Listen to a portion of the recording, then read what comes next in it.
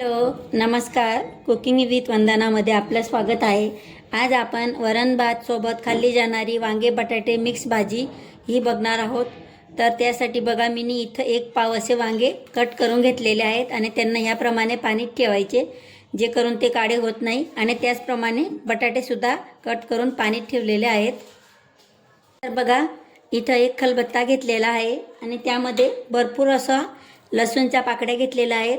त्यामध्ये 2 चम्मच असं लाल मिर्च पावडर घेत आहे आणि त्याच्यात थोडंसं मीठ घालून आपण लसूणची चटणी तयार करून घेणार आहोत. तुम्ही मिर्च पावडर तुमच्या अंदाजाने घालायचं. जसं तुम्ही तिखट खात असाल त्याप्रमाणे तुम्ही मिर्च पावडर घेऊ शकता. आणि त्यानंतर आपण छान असं खलबत्त्यात कुटून लसूणची चटणी तयार करून घेणार आहोत.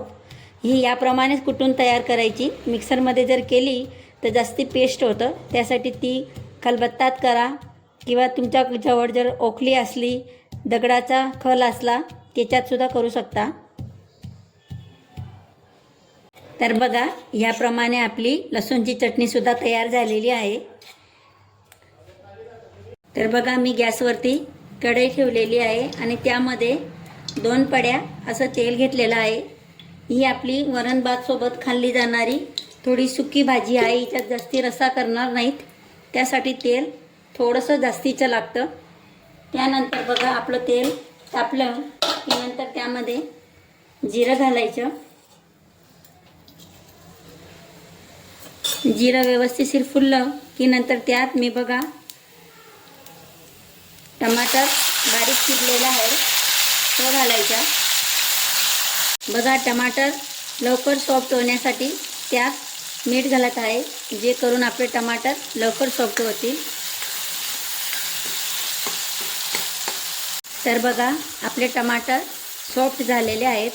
तुम्ही असे तेलात डायरेक्ट टमाटरच्या फोडी न घालता मिक्सरमध्ये पेस्ट करून सुद्धा घालू शकता. पण एकदा याप्रमाणे तुम्ही तेलात टमाटर घालून त्याला मेल्ट करा तर भाजीला खूपच छान अशी चव येते. आपले टमाटर मॅश झालेले आहेत. आता त्यामध्ये जी आपण लसूणची चटणी केलेली होती ती घालायची. आपण आधीच टमाटर मेल्ट केलेले आहेत, त्यासाठी आपली चटणी तेलात जळणार नाही, जास्ती चिटकणार नाही. त्यानंतर बघा 1/2 चम्मच असं धना पावडर घेतलेलं आहे आणि थोडी हळद घेतलेली आहे. त्यालासुद्धा आपला मसाल्यामध्ये एकजीव करून घ्यायचं. बघा आपला मसाल्याला कढाला तेल सुटत आहे. आता त्यामध्ये आपण कट केलेले बटाटे घालायचे आणि त्यालासुद्धा मसाल्यात एकजीव करून घ्यायचे. तर बघा बटाटे मसाल्यामध्ये एकजीव केलेले आहेत. त्यानंतर आपण गॅसची आंच एकदम कमी करून ह्याप्रमाणे झाकण ठेवायचं आणि झाकणवरती थोडं पाणी घालायचं. तर बघा आपले बटाटे थोडेसे वाफले गेलेले आहेत. आता त्यामध्ये जे आपण ताटात पाणी घेतलेलं होतं तेच घालायचं आणि बटाटे बऱ्यापैकी शिजून घ्यायचे. अजून आपण वांगे घातलेले नाहीत कारण बटाट्यांना शिजायला थोडा वेळ लागतो. त्यासाठी परत 2 मिनिटासाठी आपण झाकण ठेवणार आहोत.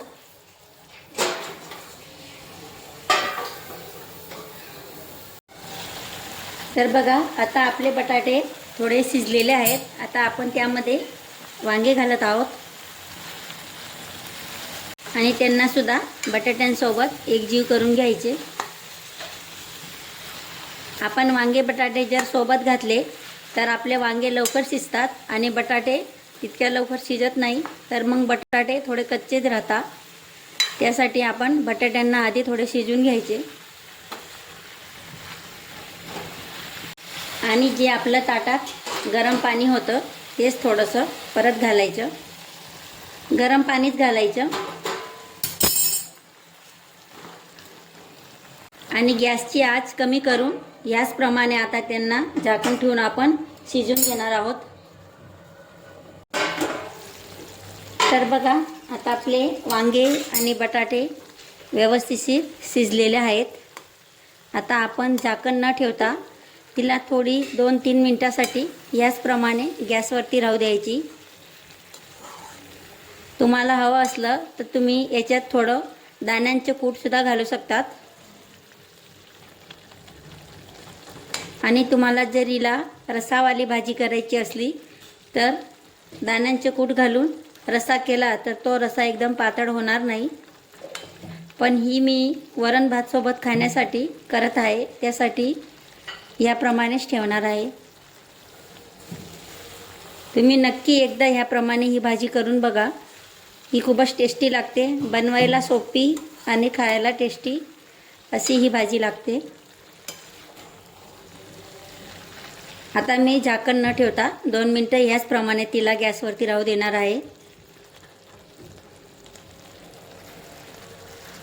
आता तिच्यात शेवटी किंचित असा गरम मसाला घालायचा आणि कोथिंबीर घालायची. तर बघा, तयार आहे आपली साधी सिंपल पण टेस्टी अशी तोंडी लावण्यासाठी वांग्या बटाट्याची भाजी. तर मग तुम्हाला हा व्हिडिओ कसा वाटला मला कमेंटमध्ये नक्की कळवा. आणि जर तुम्हाला ही रेसिपी आवडली असेल तर शेअर करायला, लाईक करायला विसरू नका. माझी चॅनलला सबस्क्राईब करायला पण विसरू नका. धन्यवाद.